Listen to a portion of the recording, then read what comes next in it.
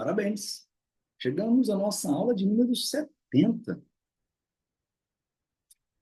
E eu só tenho que dar os parabéns a você que chegou até aqui. Capítulo 8, item 8. O instinto de agressão e destruição. Vamos ver o que Mises tem a falar?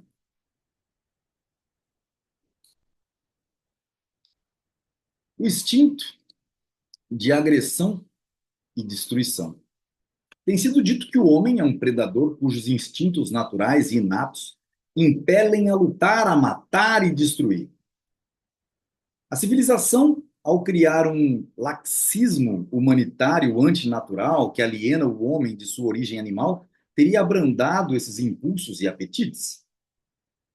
Fez do homem civilizado um poltrão decadente que tem vergonha de sua animalidade e orgulhosamente qualifica de humanitarismo sua depravação. Vocês já estão sentindo que não é Mises falando, obviamente. Está colocando uma antítese. Para impedir uma maior degeneração da espécie humana, é imperativo libertá-lo dos efeitos perniciosos da civilização. Porque a civilização é tão somente uma invenção engenhosa dos seres inferiores. Estes lacaios são fracos demais para enfrentar os heróis vigorosos. São covardes demais para suportar o merecido castigo de sua completa aniquilação e são preguiçosos e insolentes demais para serem usados como escravos. Por isso, recorreram a um artifício astucioso. Reverteram os eternos padrões de valor fixados de forma absoluta pelas imutáveis leis da natureza. Propagaram uma moralidade que qualifica como virtude sua própria inferioridade e como vício a proeminência dos nobres heróis. Essa rebelião moral dos escravos deve ser desfeita por uma transposição de todos os valores. A ética dos escravos, esse produto vergonhoso do ressentimento dos mais fracos, deve ser inteiramente rejeitada, deve ser substituída pela ética dos fortes, ou, para ser mais preciso, pela supressão de qualquer restrição de natureza ética. O homem deve tornar-se um digno descendente de seus ancestrais, as nobres bestas dos tempos passados. Usualmente, essas doutrinas são chamadas de darwinismo social ou sociológico. Não é necessário examinar se esta terminologia é apropriada ou não. De qualquer forma, é um erro atribuir os epítetos evolucionário e biológico a ensinamentos que, tranquilamente amesquinhando toda a história da humanidade, desde a época em que o homem começou a se alçar acima da existência puramente animal de seus ancestrais não humanos, qualificam-na de marcha contínua em direção à degeneração e à decadência. Mises já deu um tapa na cara. A biologia, para avaliar as mutações ocorridas nos seres vivos, não dispõe de nenhum outro critério que não seja procurar saber se essas mutações foram ou não bem-sucedidas em seu objetivo de ajustar os indivíduos para as condições de seu meio ambiente e, portanto, aumentar suas chances na luta pela sobrevivência. É um fato o de que a civilização, quando avaliada por este critério, deve ser considerada como um benefício e não como um mal.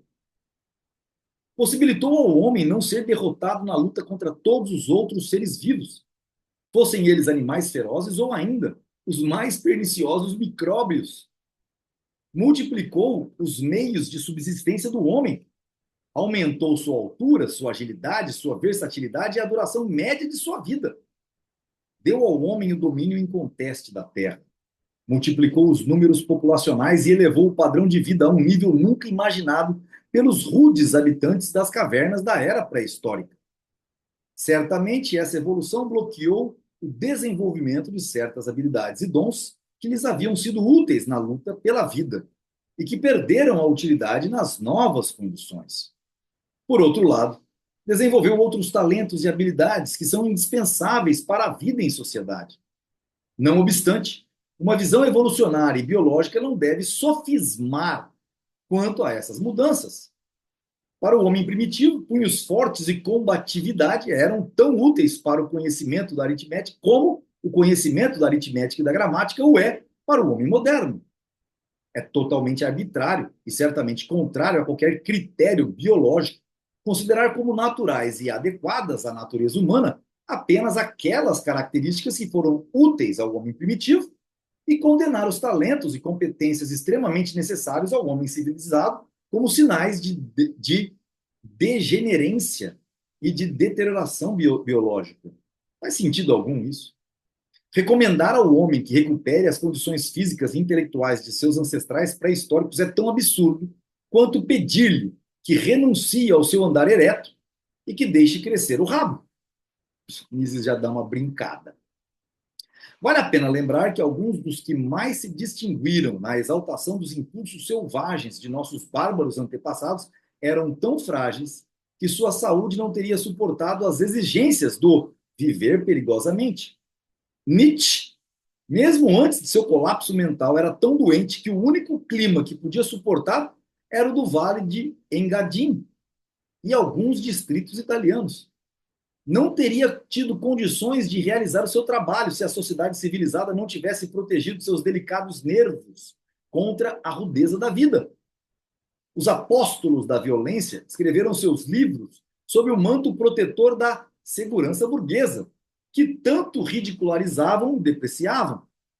Eram livros para publicar seus sermões incendiários, porque o liberalismo, que desprezavam, lhes garantiam liberdade de imprensa. Ficariam desesperados se tivessem que renunciar às vantagens da civilização desdenhada pela sua filosofia. Que espetáculo ver o tímido escritor que foi George Sorel ir tão longe ao seu elogio à brutalidade, a ponto de condenar o sistema moderno de educação por este enfraquecer a inata violência do homem. Deve ser uma referência ao livro, tá? Reflexões sobre a violência. Podemos admitir que, no homem primitivo, a propensão a matar e destruir e a disposição para a crueldade fossem inatas. Podemos admitir isso. Podemos também supor que, nas condições daqueles tempos, as tendências agressivas e homicidas favorecessem a preservação da vida. Houve um tempo em que o homem foi uma besta brutal. Não é necessário investigar se o homem pré-histórico era carnívoro ou herbívoro, mas não devemos nos esquecer de que era fisicamente um animal fraco. Não teria podido enfrentar os grandes predadores se não tivesse equipado com uma arma especial: a razão. O fato de que o homem é um ser racional e de que, portanto, não cede sem inibições a qualquer impulso e determina sua conduta segundo uma deliberação racional não deve ser considerado como não natural de um ponto de vista zoológico. Falar de conduta racional significa dizer que o homem, diante do fato de não poder satisfazer todos os seus impulsos, desejos e apetites, renuncia àqueles que consideram menos urgentes. Para não comprometer o funcionamento da cooperação social, o homem é forçado a se abster de satisfazer aqueles desejos cuja satisfação pudesse perturbar o estabelecimento de instituições sociais. Não há dúvida de que tal renúncia seja penosa. Não obstante, o homem fez a sua escolha. Renunciou à satisfação de alguns desejos incompatíveis com a vida social e deu prioridade para a satisfação daqueles desejos que só podem ser realizados, pelo menos de forma plena, mediante um sistema de divisão do trabalho. E assim, empreendeu o caminho que conduz à civilização, à cooperação social e à prosperidade. Essa decisão não é irreversível e final. A escolha dos pais não elimina a liberdade de escolher dos filhos.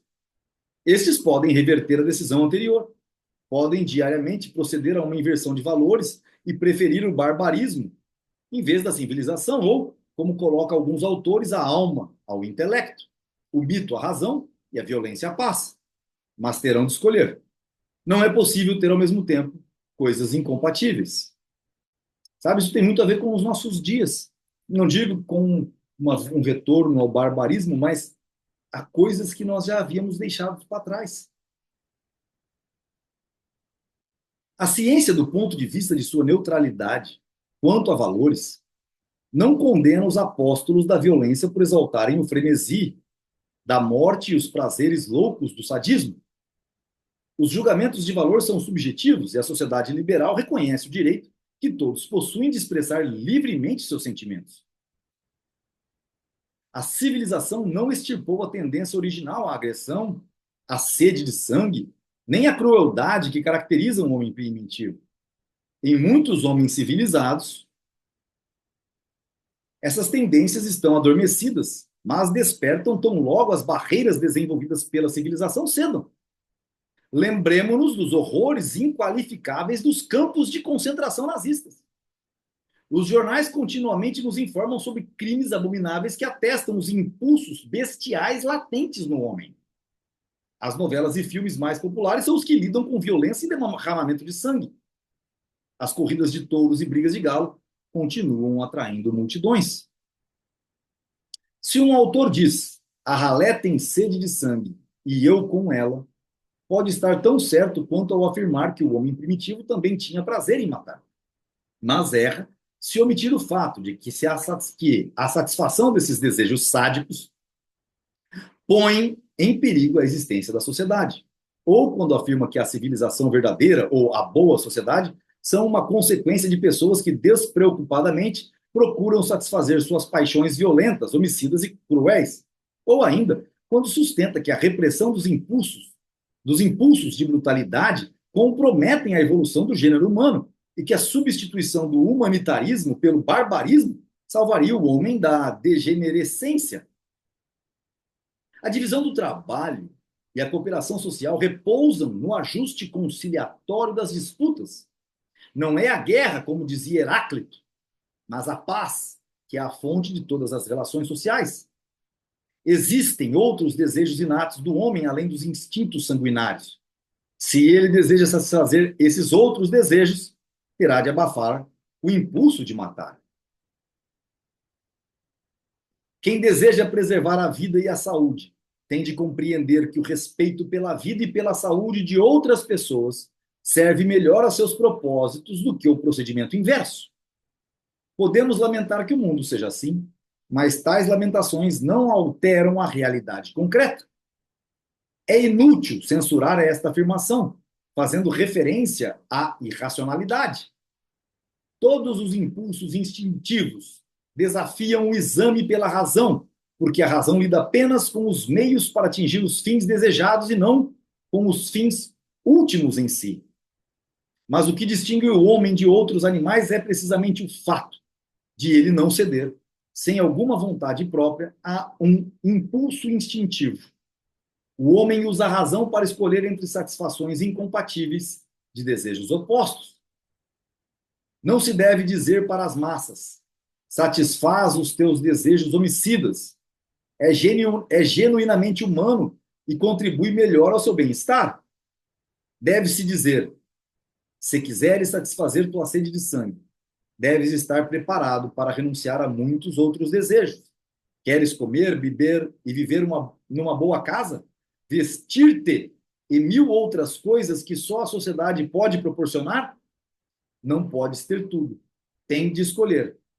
Viver perigosamente e o frenesi do sadismo podem ser do teu agrado, mas são incompatíveis com a segurança e a fartura que também não queres perder. A praxeologia, como ciência, não pode usurpar o direito do indivíduo de escolher e agir. As decisões finais cabem aos homens e não aos teóricos. A contribuição da ciência à vida e à ação não consiste em estabelecer julgamentos de valor, mas em esclarecer em que condições o homem deve agir e em elucidar os efeitos dos diversos modos de ação. Coloca à disposição do agente homem todas as informações necessárias de maneira a que a escolha seja feita com pleno conhecimento de suas consequências. Prepara, por assim dizer, uma estimativa de custos e benefícios. A praxeologia estaria falhando na sua tarefa se omitisse dessa estimativa um dos itens que poderiam influenciar as decisões e escolhas das pessoas. E assim encerramos essa aula de número 70 e vamos então para um subitem deste item 8 do capítulo 8, né, o instinto de agressão e destruição, que será equívocos corrente da moderna ciência natural, especialmente do darwinismo. Então, a gente encerra o compartilhamento e encerramos, então, esta aula, prontos para a próxima.